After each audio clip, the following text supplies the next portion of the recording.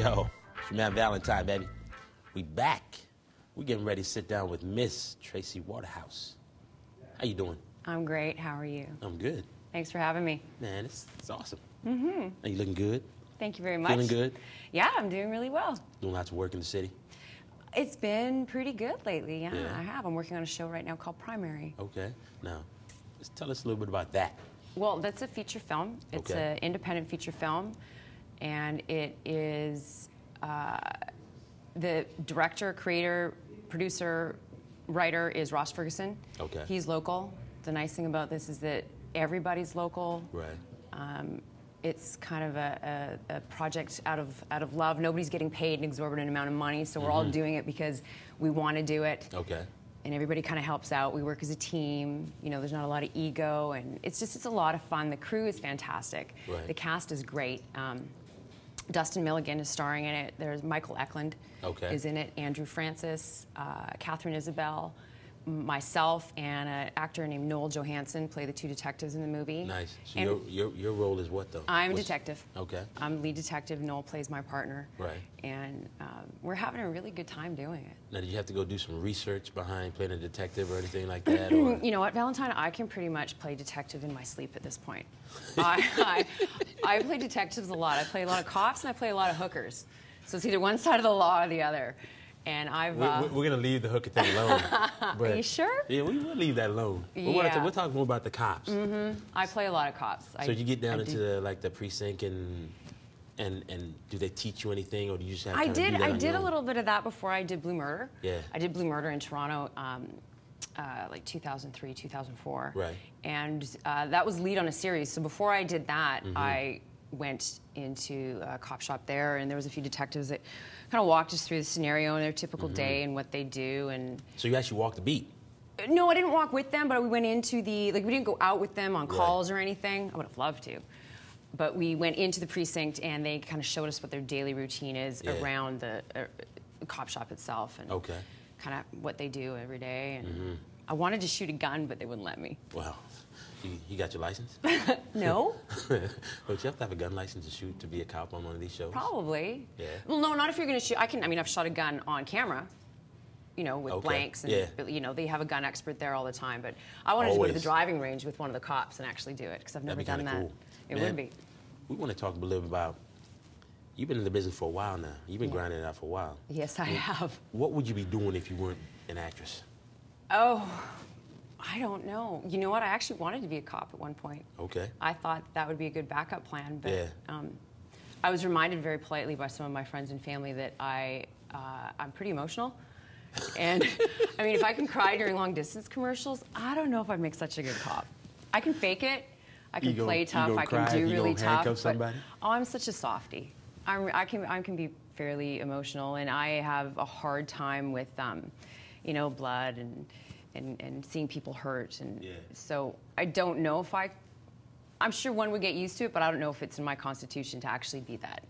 I can fake it. Now, who inspired you to become the actress that you are now? Oh, I don't know. There's so many good actors out there. I think as far as inspiration goes, I mean, without sounding cliche, I mean, Meryl Streep is just, you know, forget about it. Yeah. She can do anything. I don't even think she's human. You know, when I was a little girl, it's always what I wanted to do. And I think my parents, well, my dad especially, always would call me such a little actress. Yeah. You know, because I was such a goof. And so the label was already on you. It was kind of already there, and I thought it was pretty. It was something that seemed sort of unattainable to me. It seemed like such a pipe dream, so I really didn't pursue it seriously when I was younger, which I wish I had now. I think I wish I'd gotten my foot in the door a little bit younger. But going out after school and being in the workforce and realizing that that isn't what I wanted to do, I gave this a kick, and it's you know, it's been on and off. It is a grind. Okay. And but you know what? I've made a living off of it, and I love doing it. Right. So I hope it continues. Now, what are some of the sacrifices that you had to make to become the actress, though? I don't know. Sacrifices, you know, it's a different lifestyle. I don't have kids. I didn't get married. I don't know if that's necessarily a sacrifice or not. It could be a bonus. It might be a bonus. Exactly.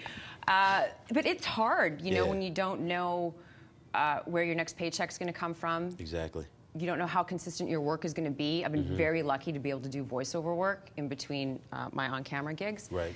So that's been nice. But you still, looking after yourself is hard enough. So having a family, I think, would be difficult. Now, would that be an obstacle too?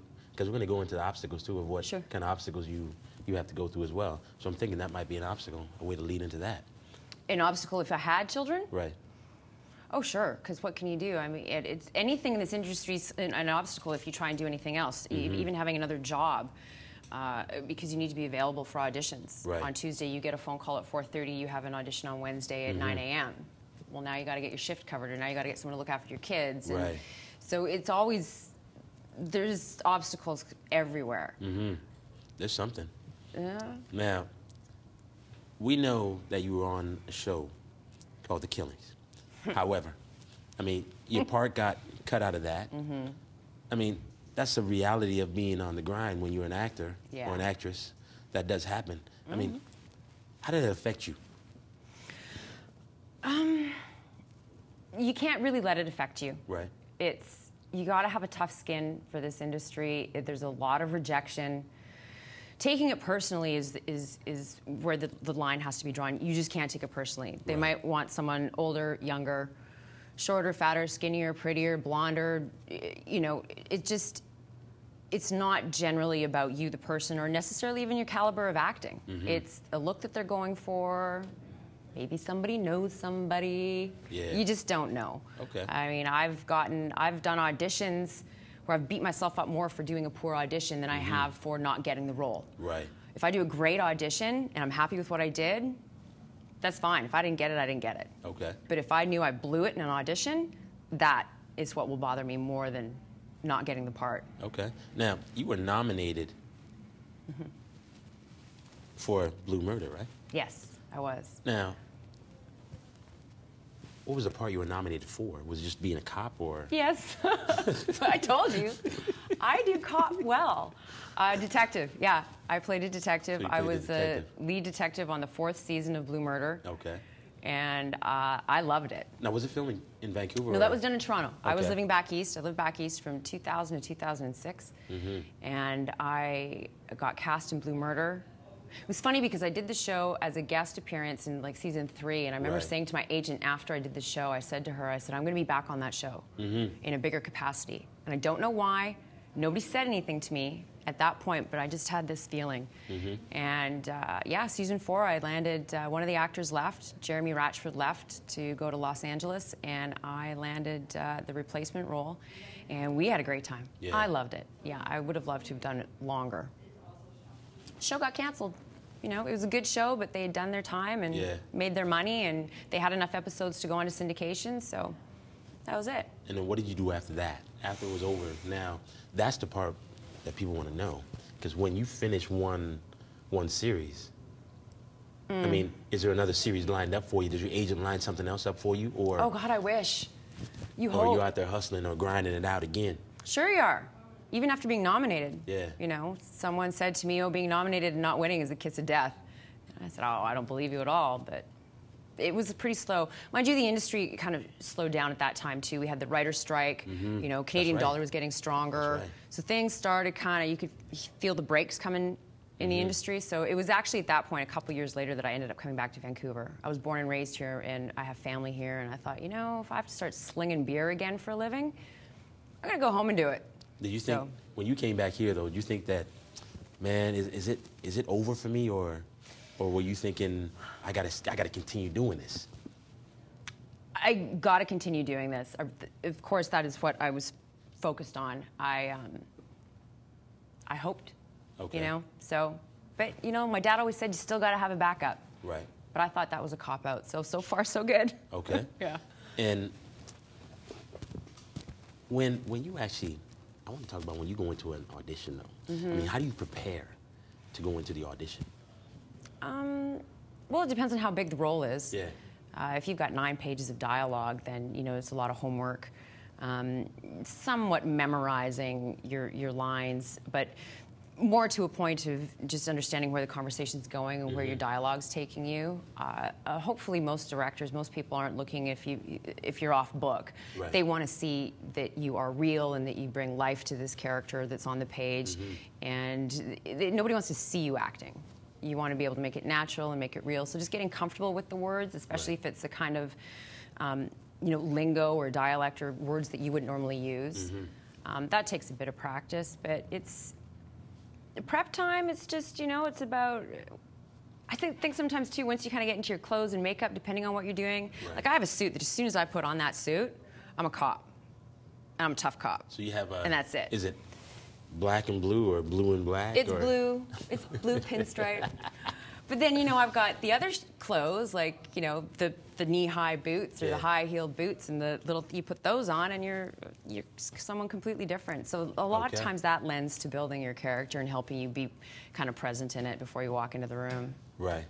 So it wouldn't be on the grind unless we ask you the on the grind question. So people out there right now You're making me nervous. who are just grinding it out. Yeah. I mean, what can you tell them to inspire them to stay on the grind if they're not getting no love from not getting any auditions or anything like that? Not getting the audition or the part. What can you tell them? Oh, to keep at it. You know, if it's in your gut, if it's your instinct, if it's something that you really want, then don't take no for an answer.